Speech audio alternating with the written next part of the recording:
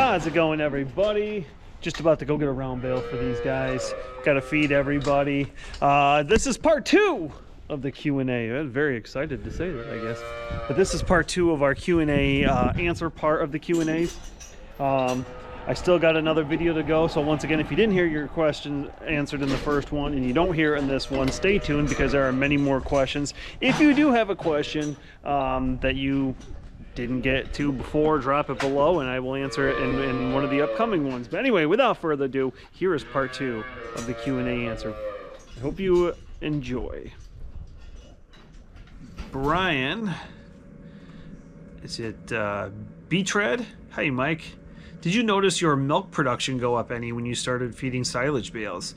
Do you find it's better or easier to bale hay and wrap, or chop hay and blow it up the silo? Do you know how old your red barn and your parents' farmhouse is and the date it was built? That I don't know the date it was built. Do you wish you had a manure pit closer to the gutter cleaner? And I just lost my spot because I scroll up. Gutter cleaner on the side of the barn that you could just maybe push it into a pit and load it out with a skid steer or wheel loader. With how expensive tractors and equipment are, do you think the older tractors are more reliable and valuable? Did you see I did see a really low hour 4055 on tractor. Oh, did I see the really low hour 4055 on Tractor House? Let me bounce back a second to Seth. Seth, I did see that one. Seth, don't grab that one because that's way too expensive in my opinion. I love those old tractors, but that one's way too expensive. It's advertised as really low hours. It's about 300 hours and it looks really nice. Just mentioning sharing it with everyone to read, suggesting to buy a new one possible. Brian, I did see that one, Brian. That is, it's a sharp looking tractor. Trust me, with over just about 300 hours. That's the tractor. I can't remember what year it is. I screenshot the tractor itself. I don't know, 90 or 92. The newest it could have been is 92 because they stopped making the 4055 series in 92. I'm gonna have somebody climb on my lap here and be a part of this video. My big fat cat. 92 is the new. Ours is a 92, and that's the newest. You can get that 55 series.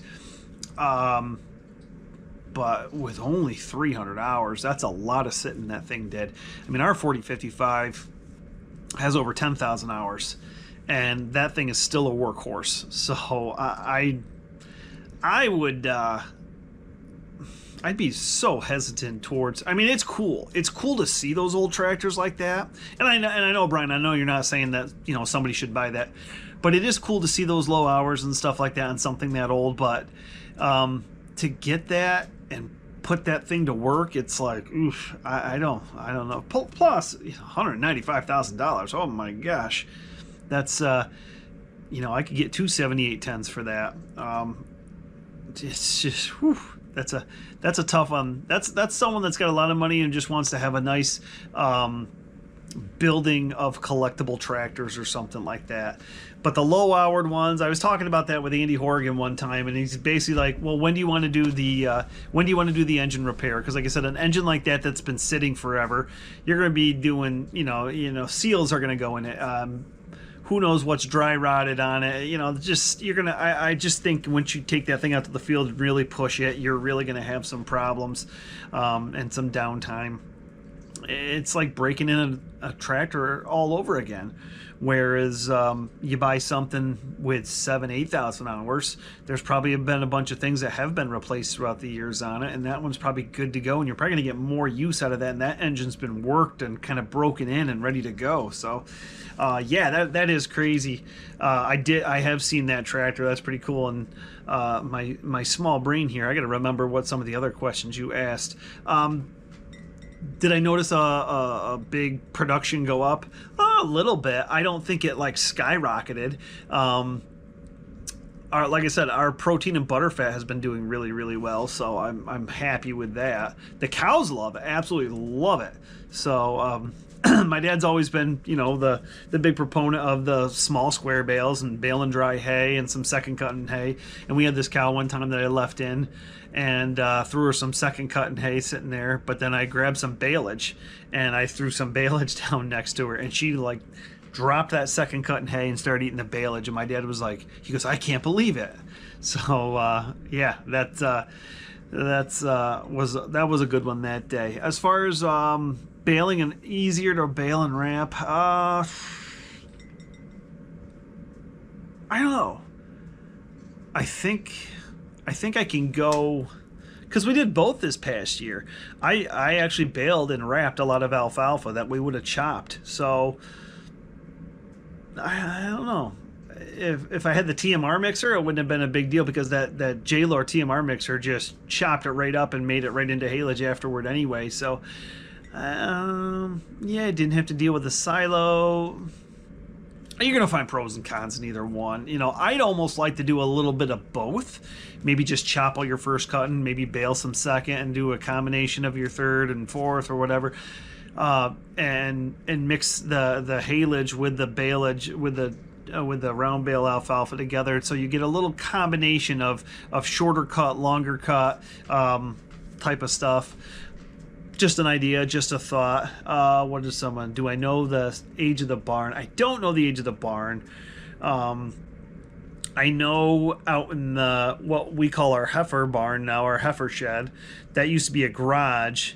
And that was obviously not when the barn was built. It was an add-on, but there is a penny nailed into the wood, and scratched into the wood is 1964. So that's when that garage was built. The barn itself has some age to it.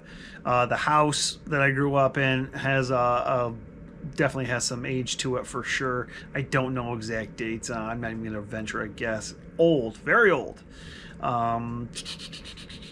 Let's see. Do I wish there was a manure pit? I do. I really do. I don't like the barn cleaner with the ramp going up, because you got to put a lot of litter and like chopped up hay or something in there to make all the liquidy stuff go uphill. Liquid doesn't go uphill too good, so that could always be a pain in the butt. And you don't want to put too much hay in there, because if some gets around, it'll plug up your return S-curve there, and that's a pain in the butt. That's kind of how I'm doing it right now. I'm still using the ramp, obviously, but I'm just because I'm doing everything, and while my dad recovered, I'm just piling the manure, and then we loaded it. I use the wheel loader just because I can sit up a little higher. I can see when the manure spreader's getting full, whereas when I'm sitting down in the skid steer, I can't tell it as good. There might be some splatter that comes off to the side, and that's always fun. And sometimes I got to stop and get out and take a peek over, and oh yeah, we put a couple more scoops in, or oh no, we're full. Whereas the wheel loader, I'm sitting up higher and I can see a little better. So that's plus in the cold there, I just shut the door in the cab, and I don't know if the heater works too well in the wheel loader, but at least if it's windy, I can get blocked from that wind. But yeah, that would be nice, having it like that. Craig oh, I hope I don't butcher your name. I'm sorry. I apologize. DeGolier? Craig DeGolier wants to know, was wondering if you had any advice for younger farmers trying to keep these farms in the family, with everything is just so expensive these days. Love your videos. Thank you for sharing with us. Thank you, Craig. Everything is expensive, and you've kind of see if you've I'm assuming you've subscribed, Craig. If you watch our channel, you kind of see how we do it. We do older tractors, but we pull newer equipment behind it. The newer mower, the newer corn planter, don't get me wrong. I would love to. Well, I don't know if I'd have any of the R-Series tractors. If money was no object, I can get as many John Deere tractors as I want. I would probably go up to the 7,000 and 8,030 series, and that would be of like the late, like the 2010s, 2008, 2010 era. Yeah, I'd have my 7,010s and 8,010s for sure. My 7810 and 8410, a nice 7410. I think that'd be the perfect 7410 two-wheel drive. That'd be perfect to put on the corn planter. That'd be a great one. Oh, it costs money. Oh, that's all it is. Just some money. But yeah, the advice, it's. I have a neighbor over the hill here in the next town, and he always loves to Snapchat me. Oh, bought something else, bought something. Their farm seems to get bigger and bigger and bigger. And a part of me thinks he loves doing that just to kind of be like, haha, you're a small farmer. Look what we bought. We're the big boys. We're big boys. We're big boys. And maybe I'm reading too much into it, but you can sit there and be like, wow, must be nice to get a piece of equipment all the time, man. That'd be cool. Oh yeah, I'd like to get that, but and we were very fortunate where we've been able the past couple years to upgrade our equipment. We upgraded last year was the corn planter, and we upgraded the what did we get last year? The mower. We've upgraded things in the past, so we've been very fortunate to be able to do that. But I guess my best advice is just, you're going to be putting a lot of hours. You're going to be, don't go too crazy trying to, if you're going to be a small farm, you're going to have to, there's going to be times when you just got to make do with what you have, and you can make improvements, but you're going to have to make small baby step improvements. Don't hesitate, or don't slack on your maintenance. If you're going to go with the older stuff and the older equipment, you have to keep the maintenance up on it. As just, what is that word, monotonous or whatever as it is,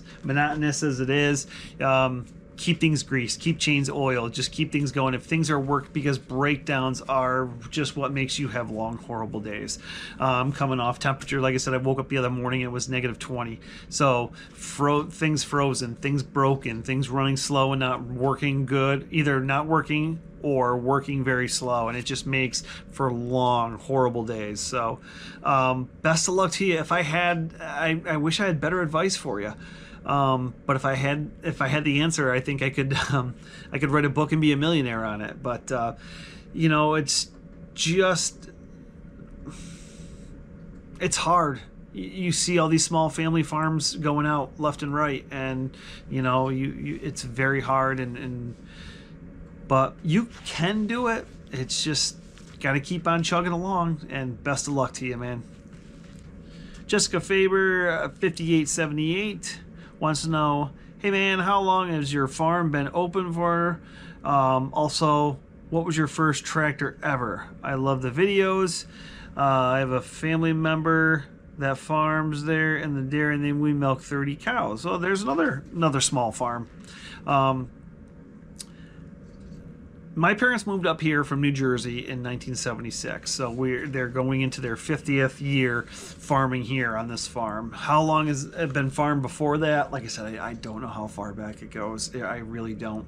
But 50 years in my family. My parents rented it for a couple years and ended up buying it.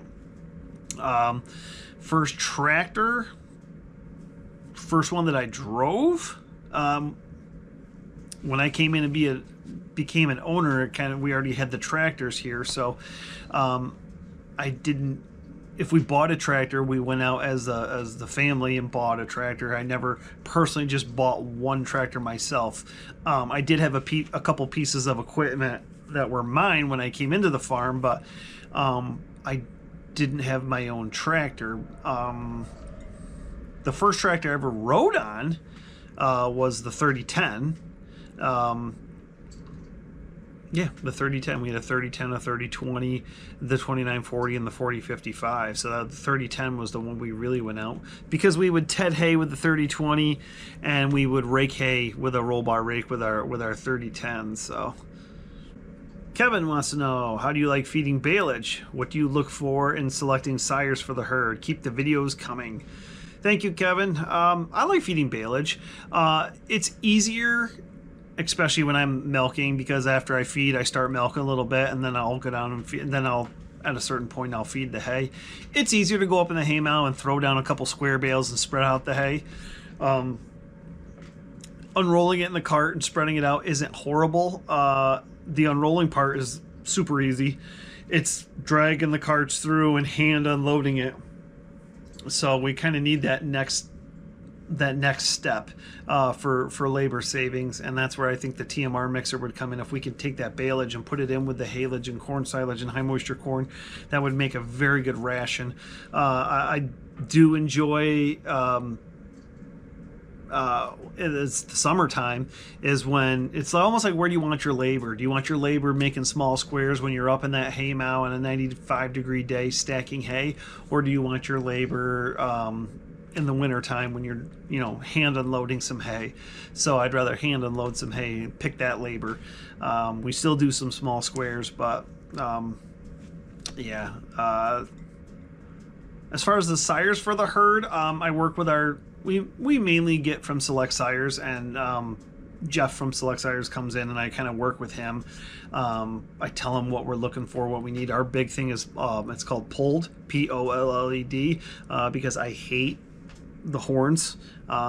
So if Polled means no horns, it was like a genetical thing. I don't know how many years ago it was, but basically like they stumbled on it accidentally, like, how this cow has no horns. So you use that and kind of breed through and get a calf with no horns, and then they called it Polled. So we try to get our herd. We're not 100%. Every now and then we get one with horns, and I hate dehorning.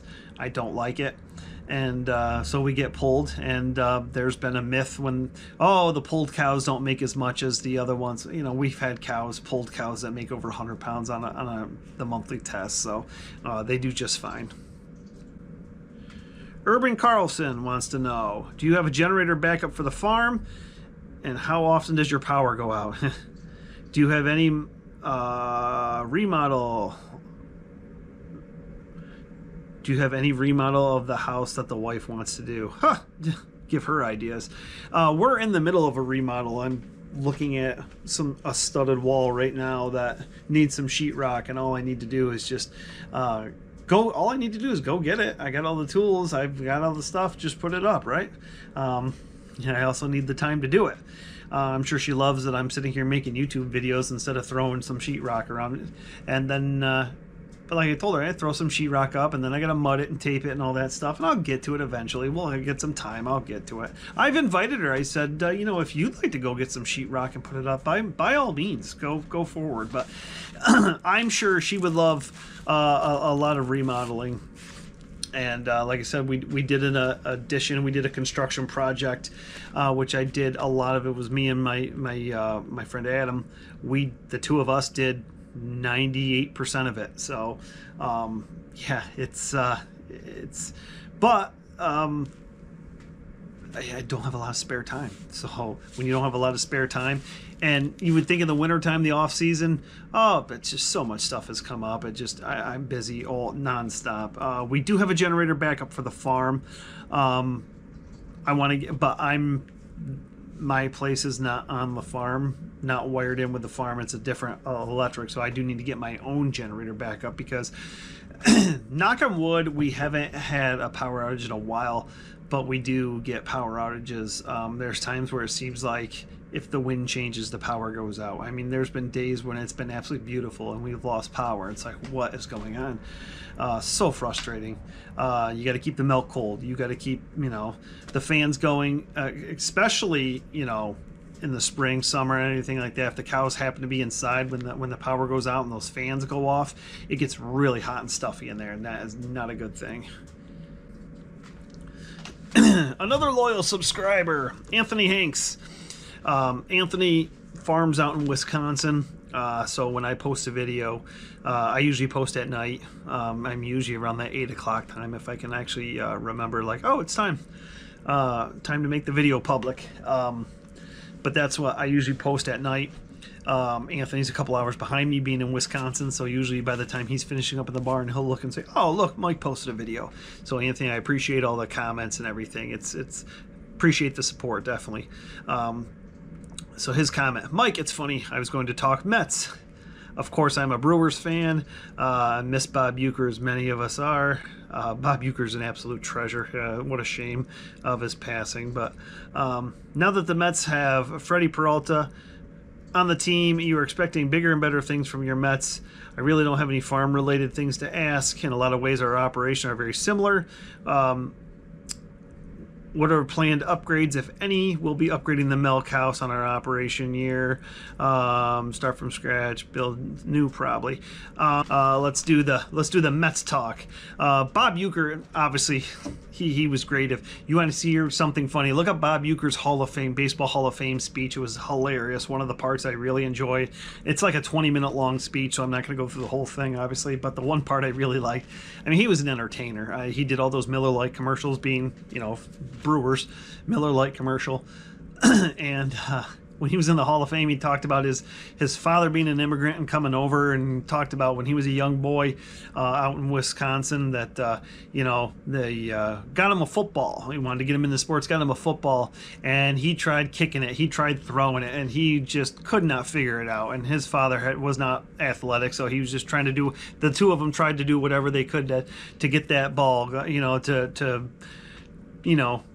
pump, pass, kick, all that stuff. And he said finally their neighbor, who was a little bit more athletic and more into sports, came over, and he said he put air in the football, and it just became so much easier after that. So he's just I just butchered that joke, but to hear him say it was hilarious.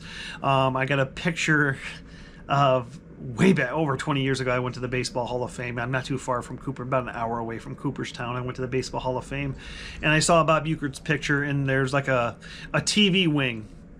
It was a picture from him. And people who don't know who Bob Uecker is, he played Major League Baseball. He was an average player at best for the major leagues. He was a professional baseball player. So to call someone who makes a career in the major leagues an average at best player can be kind of, but after his playing days, he became a broadcaster, very, very infamous broadcaster. If you've seen the movie Major League and Major League 2, he's Harry Doyle, the lead announcer for Major League. That's Bob Uecker, and he's just was an absolute gem.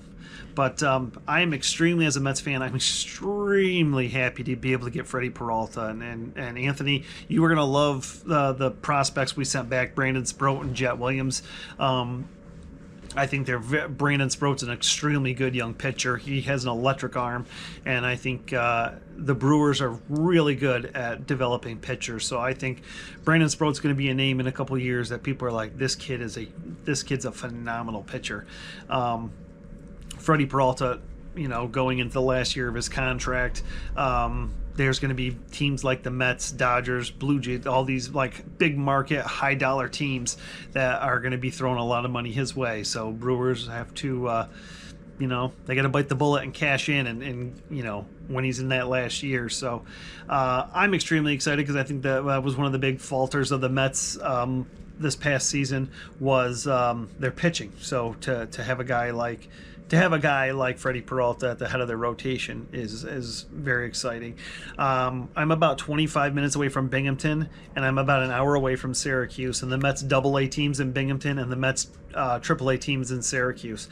So I'm able to see the prospects. If I'm able to get out and get to a game, I'm able to see these prospects, and it is enjoyable.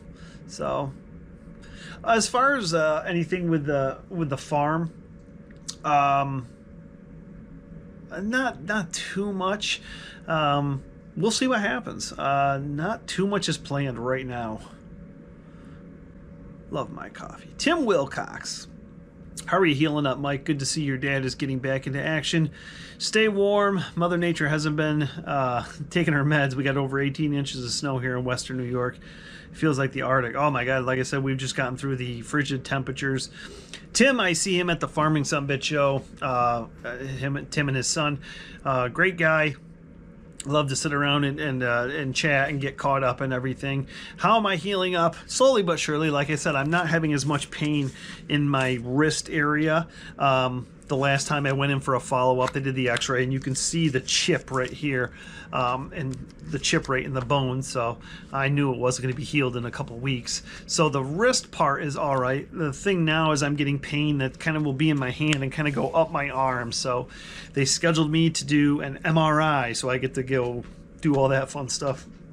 They want to make sure I didn't damage any ligaments and tendons and anything. So I really hope that turns out all right, because I don't want surgery at all, and we're going to be into the busy season, so I'm gonna have to have a talk with the doctors if it comes up that I need surgery. We're gonna have to have a talk and say we need to find a plan B to get me through for right now, because it's just not gonna be a good time to do it, and I can't be down. Brian Keeter says, have you ever thought about getting a few beef cows to raise up? We have. We will breed a cow every now and then to Black Angus. We've done a Red Angus before, but mainly it's just Black Angus. But we do bull calves. We'll send out. We don't keep bull calves here, and then some heifers will raise up, and then we either send them over to the butcher for ourselves, or if we have a couple and neighbors will say neighbors looking for a half cow or whatever. So we have raised up a couple. So that was part 2 of the Q&A answer video. I hope you guys enjoyed the video. I know it's a lot of rambling, but part 3 coming up soon, so stay tuned for that. We got a bunch of other stuff coming up, so stay tuned for that too. But anyway, in the meantime, thumbs up if you like this video. Drop me a question or comment below. Hit that subscribe button if you haven't already. If you have, thumbs up to you. I totally appreciate it. I'll see you guys in the next one. Have a good one, everybody.